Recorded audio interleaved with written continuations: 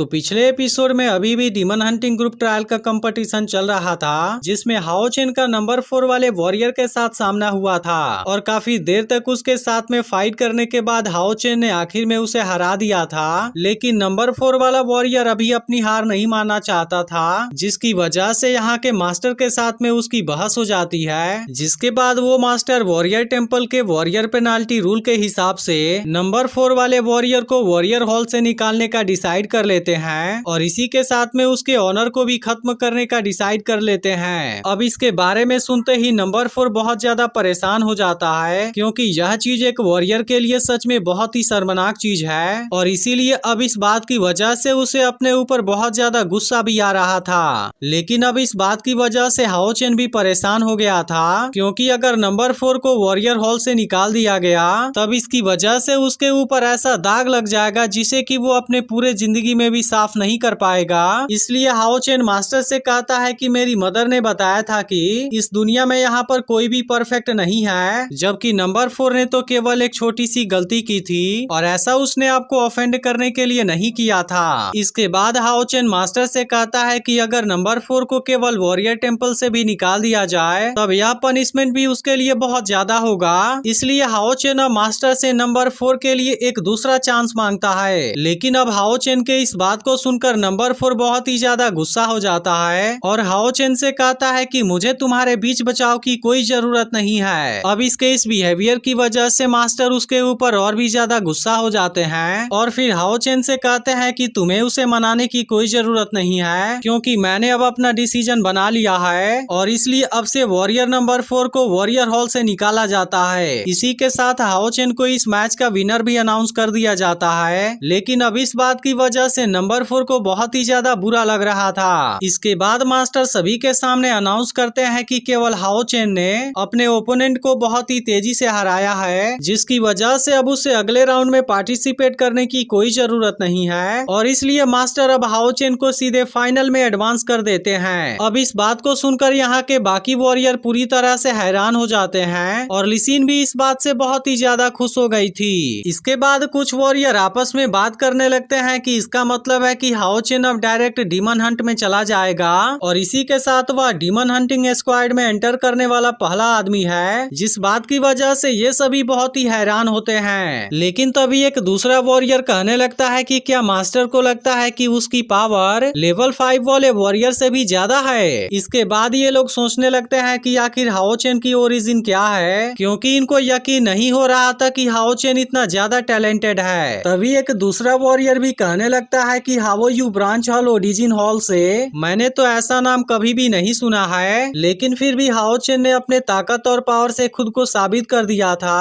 और इसीलिए सब लोग इसे एक जीनियस मानने लगते हैं। लेकिन हम देखते हैं कि हाओ चेन को अभी भी नंबर 4 के बारे में चिंता थी, जो कि इस वक्त बहुत ही ज्यादा उदास होता है। इसके बाद अगले सीन में हम देखते हैं कि मास्टर हाओ चेन को अकेले में बात करने के लिए बुलाते हैं, लेकिन लिसिन और येहुआ भी पीछे से इनको देख रहे थे। जहां पर लिसिन येहुआ से पूछती है कि क्या आपके कहने का मतलब है कि मास्टर हाओ चेन को खोज रहे हैं, जिस पर येहुआ लिसिन से कहता है कि एक वॉरियर के रूप में तुम्हें हमेशा अपने इमेज के बारे में सोचना चाहिए। जिसके बाद लिसिन कहती है कि केवल हाओ चेन की वजह से मास्टर किसी वॉरियर को माफ नहीं करेंगे, इसलिए अब उसे लग रहा था कि इसकी वजह से हाओ चेन किसी प्रॉब्लम में आ सकता है। अब इसकी यह बात सुनकर येहुआ भी मास्टर और हाओ चेन को देखने लगता है, लेकिन अब मास्टर और हाओ चेन इनके तरफ ही आ रहे थे, इसलिए येहुआ और लिसिन तुरंत वहां से हट जाते हैं और फिर तुरंत उनके सामने आकर खड़े हो जाते हैं। इसके बाद मास्टर इनसे कहते हैं कि हाओ चेन बहुत ही अच्छा है और इसी के साथ आज इसने अपने लिए गौरव भी जीता है, जिसकी वजह से मैं अब इसके अगले परफॉर्मेंस को देखना चाहता हूँ। और अब इतनी बात कहने के बाद मास्टर यहाँ से चले जाते हैं। अब हाओ चेन के इस कामयाबी की वजह से लिसिन भी बहुत ही ज्यादा खुश हो गई थी और फिर वो हाओ चेन से कहती है कि तुमने इस बार के डीमन हंट में पहले प्लेस को हासिल किया है, जो कि लिसिन के लिए भी एक बहुत अच्छी बात है। इसके बाद येहुआ भी हाओ चेन की तारीफ करता है और फिर हाओ चेन से पूछता है कि आखिर कमांडर तुमसे क्या चाहते थे।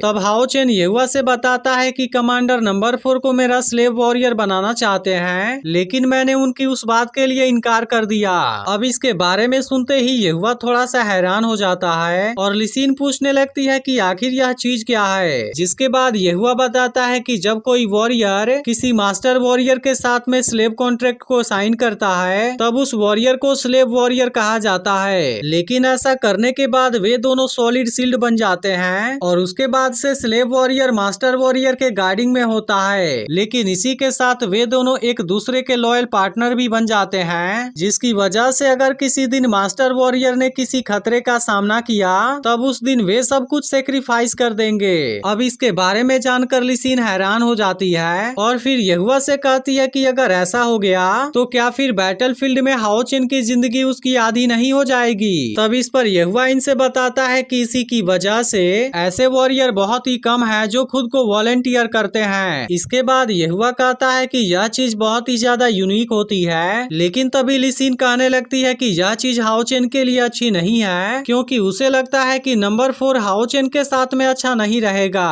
जिसके बाद हाओ चेन इनसे कहता है कि मैं भी उम्मीद करता हूँ कि कमांडर अपने इस आइडिया को छोड़ देंगे क्योंकि इस तरीके से तो किसी के भी फ्यूचर को डिसाइड करना बहुत ही ज्यादा इजी है, इसलिए यह चीज नंबर 4 वॉरियर के साथ में भी फेयर नहीं होगी। लेकिन तभी अचानक से हाओ चेन को याद आता है कि उसने तो शायर को मिलने के लिए बुलाया था, इसलिए वो तुरंत इनसे कहने लगता है कि मुझे अभी कोई अर्जेंट काम याद आ गया है और ऐसा कहने के बाद वो तुरंत यहाँ से चला भी जाता है। लेकिन असल में लिसिन और यहुआ को इसके बारे में कुछ भी पता नहीं है। जिसके बाद लिसिन कहती है कि मेरा भाई तो अपने प्रैक्टिस पर वापस जाने के लिए बहुत ही ज्यादा चिंतित है और फिर यहुआ भी कहता है कि हाओ चेन सच में बहुत ही ज्यादा मेहनत करता है और मुझे उम्मीद है कि वो मुझे कभी भी किसी चिंता में नहीं डालेगा। इसके बाद अगले सीन में हम देखते हैं कि शायर उसी पुरानी जगह पर बहुत पहले ही आ गई थी और वो काफी देर से हाओ चेन के आने का इंतजार कर रही है। तभी इसी वक्त हाओ चेन भी यहाँ पर आ जाता है और शायर को यहाँ पर देख बहुत ही एक्साइटेड हो जाता है। लेकिन तभी इसी वक्त शायर अपने मर्डरस ऑरा को रिलीज कर देती है, जिसकी वजह से हाओ चेन बहुत ही ज्यादा घबरा जाता है और उसे समझ में नहीं आता कि आखिर शायर को अचानक से क्या हो गया। इसके बाद वो बहुत अजीब तरीके से हाओ चेन की तरफ जाने लगती है, जिसे देख उसके गार्ड कहने लगते हैं कि मिस का मर्डरस ऑरा तो